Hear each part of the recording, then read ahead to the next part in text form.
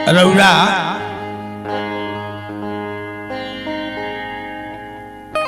आज हमरा से बहुत कम समय में भैया राम जन्म सिंह बाबा लिखले बानी कि एक बार भूपति मन माही भयो गलानी मेरो सिद्ध नाही।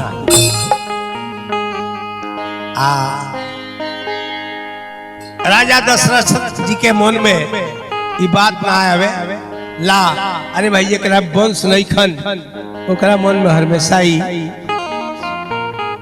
शब्द गुजेला कि धन संपत्ति खेत बाड़ी का हुई यह सोच के राजा दशरथ जी मन में विचार करते रहे का कहत हो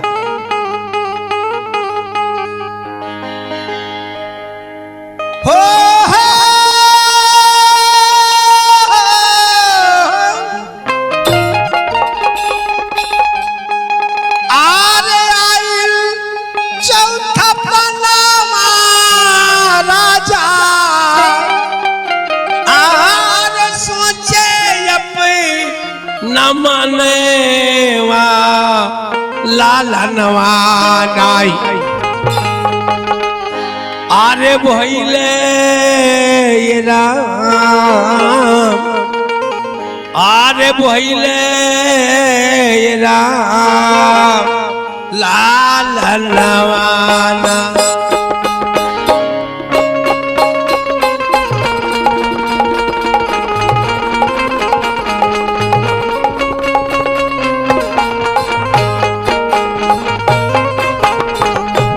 भइले ये राम लाला नवानाई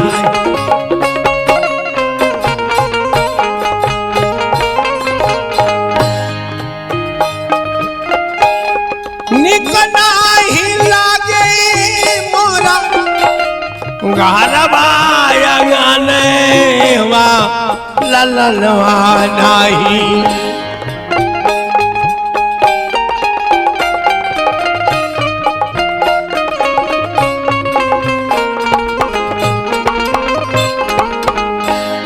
निकना ही लागे मोरा घरवा अंगनवा लाला नवानाई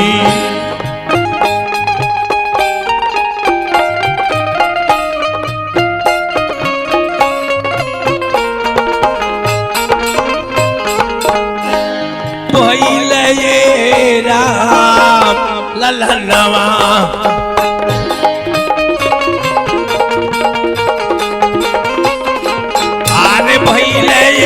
राम लाला नवानाई भइले ए भैया तुलसीदास जी लिखनी कि गुरु गृह तुरत गया हूं मही पाला अक्षरण लागी करी विनय विशाला। गुरु वशिष्ठ जी के लगे राजा दशरथ जी पहुंचनी आई है बसंत ऋतु के महीना चालू ओर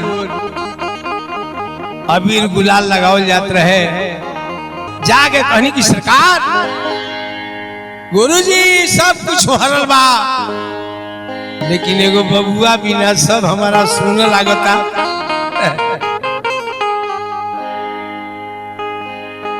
गुरु वशिष्ठ जी कहनी की राजा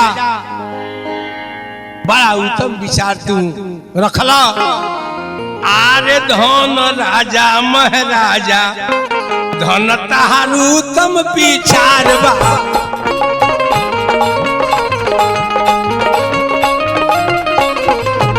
धन राजा महाराजा धन ताहार उत्तम विचार बा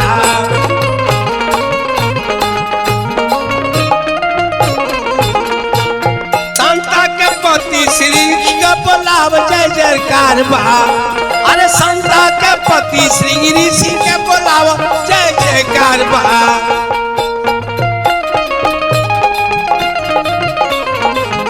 धन राजा महाराजा धन तोहार उत्तम विचार बा धन राजा महाराजा धन तोहार उत्तम विचार बा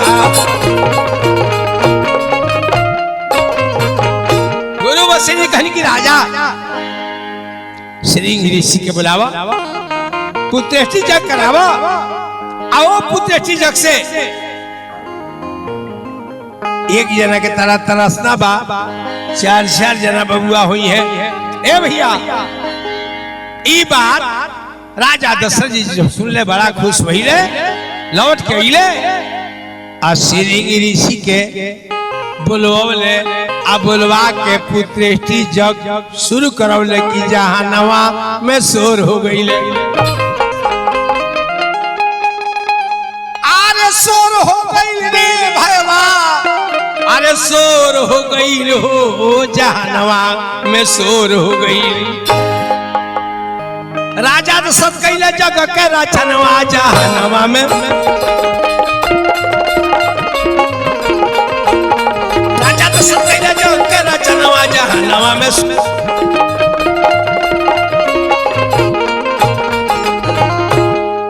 देश देश के राजा वहीले, राजा के भवनवा हो, राजा के भवनवा। देश देश के भूपति अइले, राजा के भवनवा हो, राजा के भवनवा। अरे चारों दिशा के राजा अइले, लेके सोना धनवा जहनवा में शोर हो गई। राजा दशरथ कइले जग के रचनवा जहानवा में, राजा दशरथ कइले जग के रचनवा जहानवा में।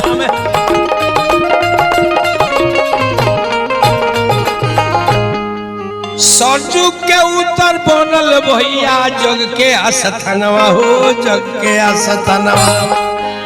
सरजू के उत्तर बनल भैया जग के आस्थानवा हो, जग के आस्थानवा। आरे एक से एक वीर जुटले, करी कितना बखनवा हो, जहानवा में शोर हो गई रे। तो राजा दशरथ कइले जग के रचनवा जहानवा,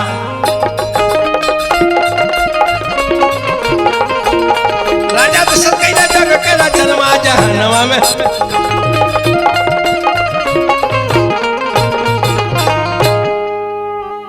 गुरु वशिष्ठ कहनी कि राजा ठीक आज के चैत के महीना से अगला चैत के महीना ले एगो काम करो, जब जग तारा शुरू करावे के बाद तो जग के एगो घोड़ा छोड़ा। साल भर घोड़ा घूमी आ घोड़ा जब लौट के अयोध्या में आई तब पुत्रेष्टि जग हुई।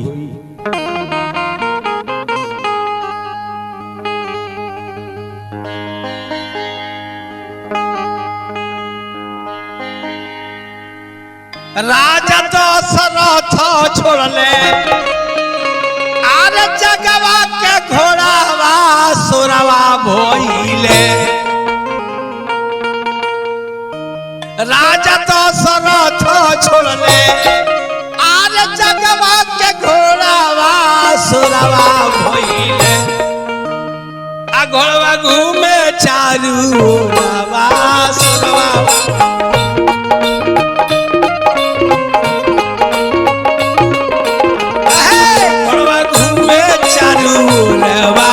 सरवा भइले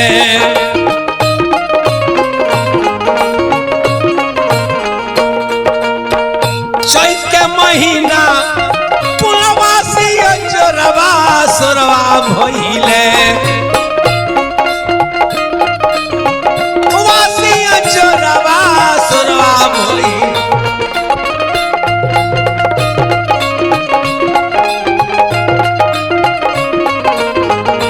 संग में वीर बर जोरावा सरवा भई, संग में वीर बर एक बरस पर लौटी आइल बाटे घोड़ावा सरवा भइले। आइल बाटे घोड़ावा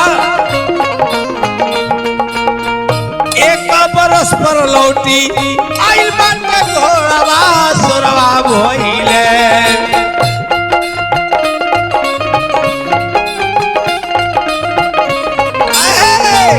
कहीं लागल नाही जुड़ावा सुरवा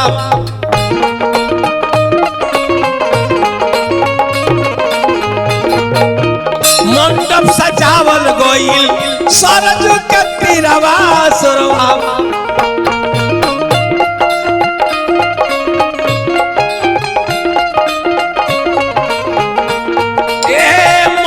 सजावल गइल सरज के तीरवा सुरवा भइले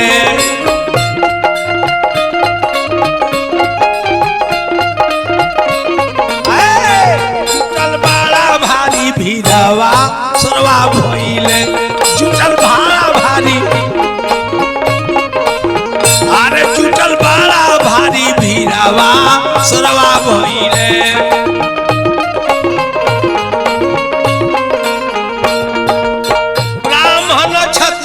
सूदन टकरवा सुरवा भइले ब्राह्मण छत्री बैस सूदन टकर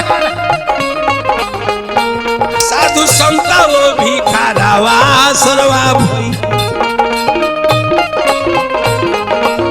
बाबा बाबा आ साधु संत वो भिखारवा सुरवा भइले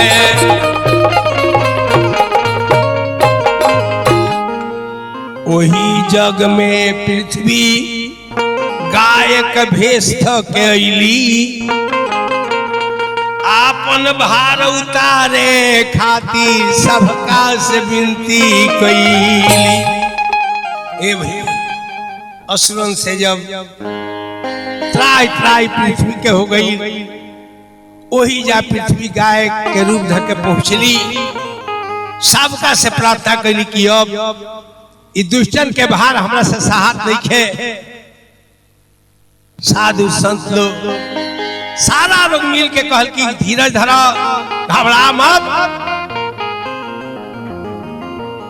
जरूर तार भार भगवान उतारे।